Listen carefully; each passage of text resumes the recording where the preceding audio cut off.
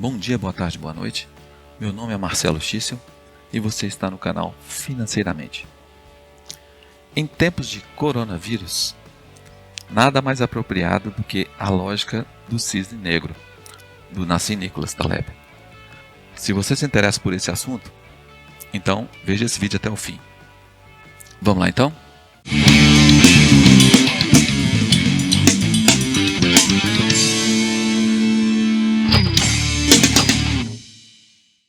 A lógica do cisne negro, do Nassim Nicholas Taleb.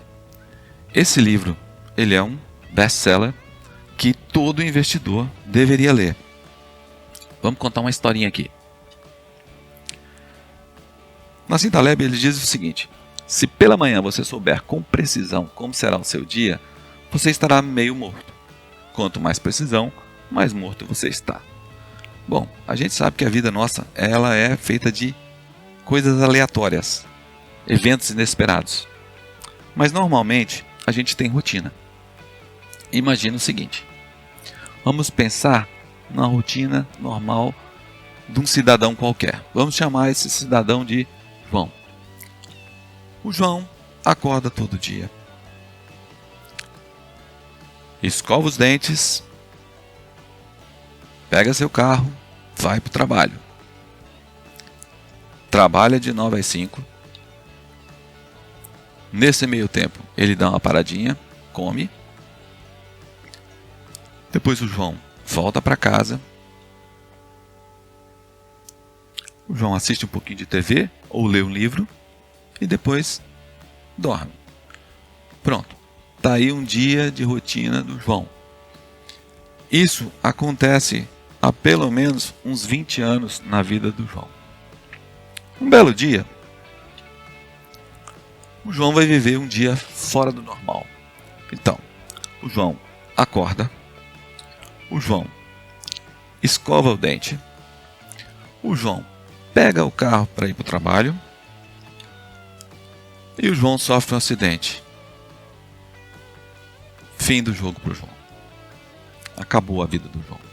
Um fato inesperado, absolutamente aleatório, tira a vida do João. Por que a gente está falando isso? Porque é exatamente o cisne negro. O cisne negro, na concepção do Nassim Taleb, ele fala desses eventos. Mas quem é Nassim Taleb? Nassim Taleb é esse cara aí da foto. É um cara que nasceu em Amiens, 16 de maio de 1960, no Líbano. E ele emigrou para os Estados Unidos, então ele é um líbano-americano. Ele é um autor, ensaísta, estatístico e analista de riscos. Ele foi investidor muitos anos e desenvolveu uma grande habilidade para analisar riscos. Daí vem a experiência dele para falar sobre risco. Ele fez o MBA pela Boston School e o seu PhD, o doutorado, pela Universidade de Paris. No crash de 87, com apenas 27 anos, ele alcançou a independência financeira. Não é para qualquer um não, né? Bom, ele é o fundador da Empírica Capital. A Empírica parece muito com a do Brasil, né? O Felipe Miranda tem grande admiração pelo Nassim Taleb. Eles têm uma associação. Bom, depois que ele estava com a vida ganha, ele virou palestrante e hoje ele é professor do Instituto Politécnico da Universidade de Nova York.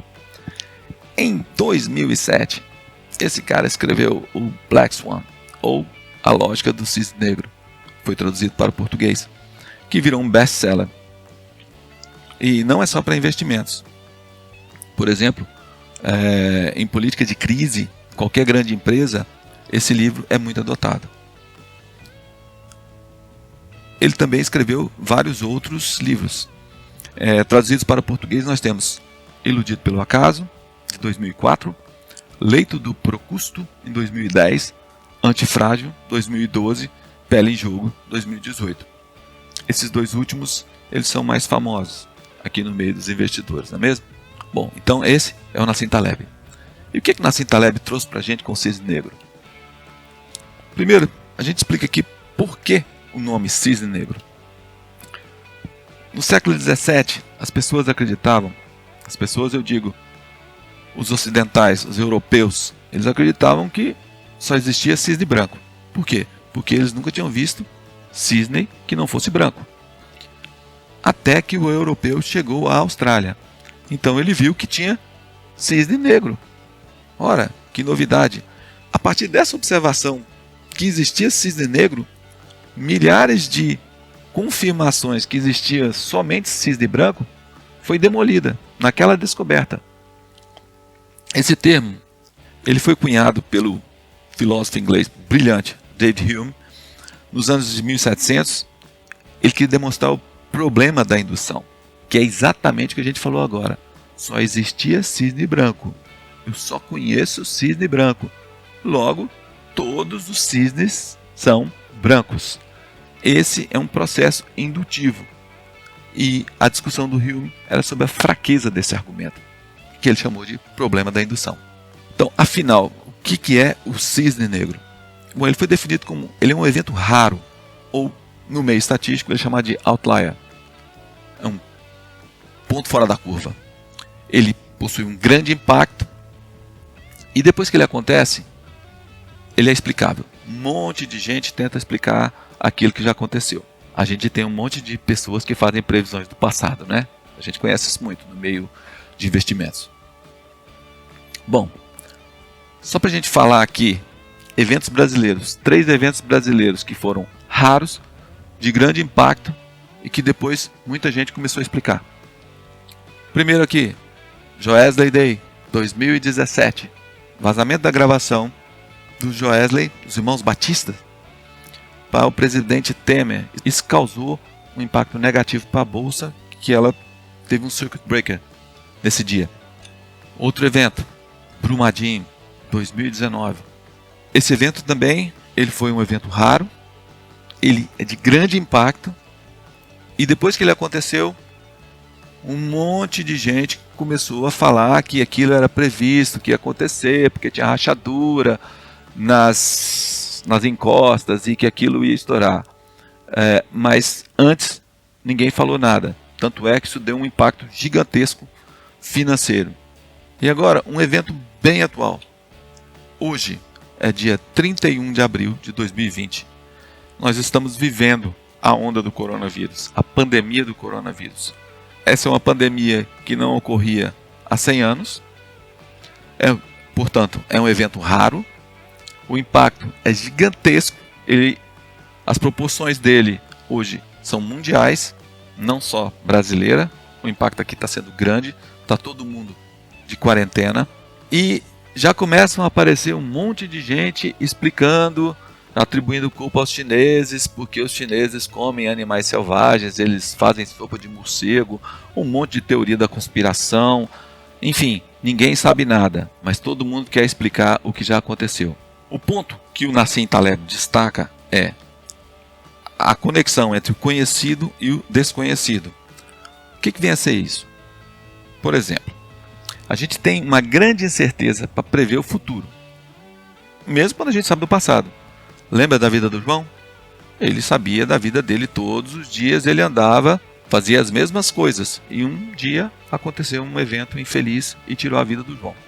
Bom, então, disso aí a gente deduz que o passado ele é finito e conhecido. Até o minuto agora, eu sei o que aconteceu e ele é conhecido. Ele acabou, finito. Disso, do passado, eu caminho para o futuro. O futuro ele é infinito e desconhecido. A gente não sabe o que vai acontecer e ele não tem fim. Então, eu tentar conciliar essa coisa infinita com a finita são 2 momentos diferentes. Segundo o Taleb, elas são inconciliáveis. Eu não consigo fazer isso. Para isso, ele apresenta o problema do peru, que é uma fábula muito bem elaborada, que explica exatamente uma questão de perspectiva.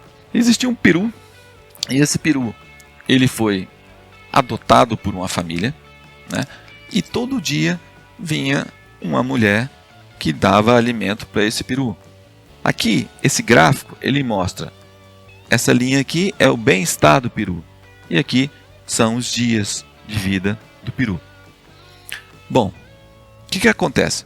Todos os dias Essa mulher alimentava o peru, o bem-estar dele ia melhorando, e na perspectiva do peru, olha só que pessoa bondosa, ela me dá comida e me dá proteção. E a vida caminhava assim muito bem. E o peru continuava com aquela sensação que ele era protegido, ele era alimentado, logo as pessoas gostam de mim. O ser humano é fantástico, ele continua me tratando bem, me dando alimento, me dando proteção, e eu estou com a vida ganha. Chegando lá perto dos 700 dias, o peru já está grande, adulto, e ele continua com aquela mentalidade que os seres humanos são as melhores pessoas do mundo. Aquela mulher que todo dia dá comida para ele é a melhor pessoa do mundo. Até que chega no dia de ação de graça dos americanos, que eles têm o hábito de comer peru. Pronto. Aconteceu um cisne negro na vida do peru. Ele soube tardiamente então que a mão que alimenta também elimina. Então, a questão do cisne negro, ela é uma questão de perspectiva. Para a mulher, ela sabia desde o primeiro dia que ela adquiriu aquele peru, ela sabia dia e hora que esse peru ia morrer. Ele foi criado para isso. Para ela, o futuro do peru era conhecido. Para o peru, ele não tinha ideia do que ia acontecer com ele. Então, para ele, foi um evento impactante que tirou a vida dele. A conclusão, então, é o seguinte: o cisne negro, ele ocorre onde habita o desconhecido, onde eu não sei. Isso suscita uma questão filosófica que o Nassim Taleb discute sobre o metaconhecimento. Existem os quadrantes das coisas conhecidas e desconhecidas. Nesse primeiro quadrante, nós sabemos que sabemos. Por exemplo, eu sei que eu sei ler. Eu sei disso. No segundo quadrante, a gente não sabe que sabe. Por exemplo, a gente é testado para alguma atividade que você não sabia. Por exemplo, sei lá, me chamam para pular corda. Eu nem sei que eu sei. Aí de repente eu vou lá brincar com umas crianças e me vejo pulando corda. Eu nem sabia que eu sabia. E quando eu sei que eu não sei, por exemplo, eu sei que eu não sei russo. Isso é uma coisa que eu sei. E tem coisas que a gente nem sabe que não sabe. E é aí que habita o cisne negro. É no absoluto desconhecimento. Eu nem sei que é possível acontecer tal evento. Por que a gente tem essa cegueira ao cisne negro? Por que é difícil prever o cisne negro? Por causa de algumas coisas que o Nassim Taleb discute. A primeira, ele chama de erro de confirmação. No meio filosófico, chama-se viés de confirmação, que é uma tendência que nós temos a dar um foco seletivo para confirmar uma crença. A gente quer confirmar alguma coisa que a gente acredita. Por exemplo, pessoas que acreditam em astrologia tendem a acreditar que as pessoas de tal signo têm determinadas características. E aí sempre que ela pega uma pessoa de tal signo, fala: fulano é assim. Porque ele é de tal signo. Mas ele não pega as outras pessoas de outros signos que têm o mesmo comportamento daquela que tem aquele signo que ele quer confirmar. Entendeu? O segundo ponto é a falácia narrativa. Aqui tem uma piada de estatístico. Bom, estou falando piada de estatístico porque eu sou estatístico de formação, então já ouvi isso demais. Um estatístico entra num avião segurando uma melancia e todo mundo fica muito curioso para saber por que aquele cara está carregando uma melancia no avião. E ele responde: você já viu cair um avião com um estatístico carregando a melancia? É claro que pode até não ter acontecido, mas uma coisa não tem nada a ver com a outra. Primeiro, o cara ser estatístico e o avião cair. Segundo, ele está com a melancia muito menos e o avião cair também. O terceiro ponto são os eventos não lineares. A história ela dá saltos, ela não é linear. Por exemplo, um escritor, quem vê hoje o Paulo Coelho, imagina o seguinte: nossa, esse cara é um iluminado, ele escreveu O Alquimista e virou milionário. Bom, eu imagino, eu não sei da história dele, mas eu imagino que para um escritor de sucesso, o cara começou a escrever muitos e muitos anos, ele tentou várias vezes publicar, às vezes foi rejeitado, outras vezes até foi publicado, mas não fez sucesso, e de repente todo mundo viu o sucesso do cara e fala: nossa, que grande escritor. Esse cara, a vida dele de repente deu um pulo, mas não era assim. Então essa é a visão que as pessoas têm. Na visão do escritor, foi um evento que foi linear, ele foi tentando, até que finalmente ele conseguiu e deu um salto. Mas na visão das pessoas, de repente o cara apareceu, ele deu um salto. E também tem a evidência silenciosa. Essa é curiosa. Imagina o seguinte: vamos pensar que 10 mil soldados foram para a guerra, e desses 10 mil soldados, somente 100 voltaram. Numa entrevista, as pessoas queriam saber o que eles fizeram, por que eles voltaram, só 100. E eles resolveram falar o seguinte: olha, a gente rezou bastante, a gente orou bastante, e aí Deus nos ajudou e a gente voltou. Bom, pode até ser isso, mas o fato é, nós nunca saberemos o que aconteceu com os 9.900 soldados que morreram na guerra. A gente nunca vai saber se eles também rezaram. E eles morreram. Então eles foram silenciados. Eles não foram escutados. Então eu não tenho como comprovar. Essa é a evidência silenciosa. A última é o pensar fora da caixa. Isso é muito famoso nas empresas, né? Todo mundo quer que você pense fora da caixa, mas a gente foi treinado para não pensar fora da caixa. A escola é um lugar que você é ensinado a pensar dentro da caixa. Geralmente, os grandes gênios são as pessoas que pensam fora da caixa. Tem uma história, eu não sei se é verdade, mas o cara que inventou a televisão, ele fez um protótipo de TV e ele apresentou esse protótipo para um grande empresário da época, e esse cara falou o seguinte, que a família americana jamais ia ficar sentada perdendo tempo na frente de uma caixa. Então esse cara que estava com o protótipo, ele tinha um pensamento lá na frente. E o cara, o grande empresário, que apesar de ser uma pessoa de sucesso naquela época, ele estava completamente dentro da caixa e não conseguiu ver o que o inventor viu. Depois, o Nassim Taleb nos apresenta dois mundos muito interessantes, que ele chama lá do o mundo da média e o mundo dos extremos. O mundo da média é o mundo gaussiano. Bom, o que vem a ser o mundo gaussiano? Vamos pensar no seguinte. Aqui eu tenho esse X aqui, ele é o peso das pessoas. Aqui é a probabilidade de ocorrência ou a frequência do peso das pessoas. Isso aqui é a média.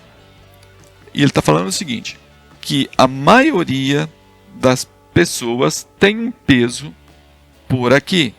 A maior contagem das pessoas se concentram aqui. Isso pode ser também para altura, como será o nosso exemplo. Para quem não conhece, o nome dessa curva é a curva normal. Geralmente os fenômenos naturais eles ocorrem de acordo com essa distribuição, a distribuição normal. Então, nesse mundo gaussiano, os valores mínimos e máximos eles são limitados pela natureza. Por quê? Por exemplo, a gente estava falando de peso aqui, por exemplo. Eu não tenho ninguém com menos 60 kg e ninguém com 1.000 kg para cá. É fisicamente impossível. Eu tenho pessoas muito magras, com pouca ocorrência por aqui, e tenho pessoas muito gordas, que também é pouca ocorrência, fica por aqui. A maioria das pessoas se concentram aqui. Mas nós vamos falar de um outro exemplo aqui. Vamos supor que eu tenho uma população de 100 pessoas e essa população ela tem 1,62 m de média. Ou seja, esse lugar aqui, a média disso é 1,62 m. Aqui eu estou mostrando para vocês um cara gigante e um cara anão. Eu não sei se eles já morreram, mas esses eram o menor homem do mundo e o maior homem do mundo. Esses caras são esse nepalês, que ele tinha apenas 54,6 centímetros, e esse turco, que ele tinha 2,51 m. Agora vamos fazer uma experiência. Daquelas 100 pessoas que a gente tinha uma média de 1,62 m, se eu adicionasse o gigante, eu teria 101 pessoas. E se eu calculasse a média disso, essa média ia crescer 1 centímetro. Ou seja, quando eu adicionei o gigante, minha média andou 1 centímetro. Agora, do outro lado da moeda, vamos fazer experiência somente com o anão. Eu adiciono o anão, então eu tenho 101 pessoas e adicionei o anão. Ele puxou a média 1 centímetro para baixo. Pelo tamanho das pessoas, é um desvio muito pequeno. As coisas variam muito pouco. Se eu adicionar os dois naquela minha amostra de 100 pessoas, o gigante e o anão, então a minha média volta para 1,62 m. Isso quer dizer o seguinte: o mundo mediocristão que o Taleb chama é o mundo da média, é o mundo do provável. Ele não varia muito, ele é limitado. Ele é aquele mundo em que, quando uma amostra é grande, nenhum exemplar isolado, no caso do gigante ou do anão, ele altera de modo significativo o agregado ou o total.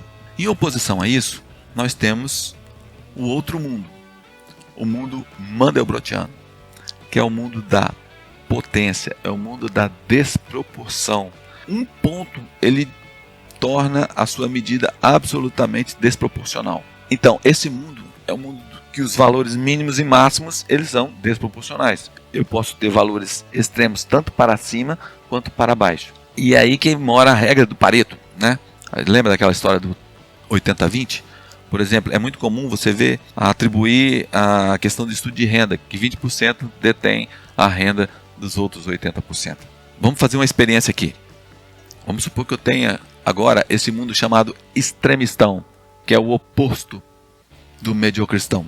Eu tenho 100 pessoas e nesse país, o extremistão, a renda média é de 20 mil dólares. De repente, chegou um cara, este cara aqui, Warren Buffett. Este cara tem uma fortuna de 89 bilhões de dólares. Bom, depois que adicionou esse cara somente um ponto, olha o que aconteceu com a minha média. Ela foi para 881 milhões de dólares. Ou seja, esse cara é aquele ponto desproporcional que é o mundo do extremistão. Um ponto destoa tudo. As desigualdades são tantas que essa única observação, no caso aí, Warren Buffett, ele exerce esse impacto desproporcional. Bom, daí você já pode estar imaginando onde é que está o mundo dos investimentos. No mediocristão ou no extremistão? Extremistão, exatamente. Então, o Taleb, ele discute isso profundamente, essas características desse mundo extremistão e das ocorrências desproporcionais, que são os cisnes negros. Mas nem tudo está perdido. Ele tem uma estratégia para investir. É a estratégia Barbell. Que estratégia é essa? Ele adota uma abordagem hiperconservadora e hiperagressiva. Tá, o que vem a ser isso? Digamos que nós temos aqui os investimentos agressivos, moderados e conservador. Bom, a primeira coisa que ele deixa claro é o seguinte: investir nesse meio moderado, ele é um engano, porque ele dá a falsa sensação de risco controlado, e não é. Num cisne negro, você perde tudo aqui. Então, qual a sugestão? Você pega 15 a 20% do seu patrimônio e investe em coisas agressivas, em investimentos agressivos. Aqui, quando ele fala de investimentos agressivos, ele não está falando só de bolsa de valores, não é de opções e de ações, não, small caps, esse mundo que a gente fala bastante. Ele fala também, por exemplo, se você ser o investidor anjo, aquele cara que investe numa startup e de repente essa startup ela pode dar nada, dar zero, ou ela pode virar um Facebook, pode virar um Google. E o resto do dinheiro, o que você faz? Você vai deixar em títulos públicos, nos investimentos mais seguros que você conhece. Ele rende pouco, mas também não perde nada. Ou seja, ele é devagar e sempre para cima. Mas qual a vantagem disso? A vantagem disso é que dos 15 a 20% de dinheiro que você aplicar e você acertar um Facebook, ela te alavanca para um nível desproporcional. Ou seja, ela é um cisne negro positivo. É aí que você consegue alavancar seus resultados e não corre risco. Se você perder seus 15 ou 20%, você não está miserável. Entenderam? Parece fácil, mas na prática, implementar isso não é fácil. Bom, pessoal, se você ainda não leu o livro A Lógica do Cisne Negro, do Nassim Nicholas Taleb, eu recomendo muito que você leia. Eu passei aqui uma pitadinha do que está nesse livro, que eu achei interessante.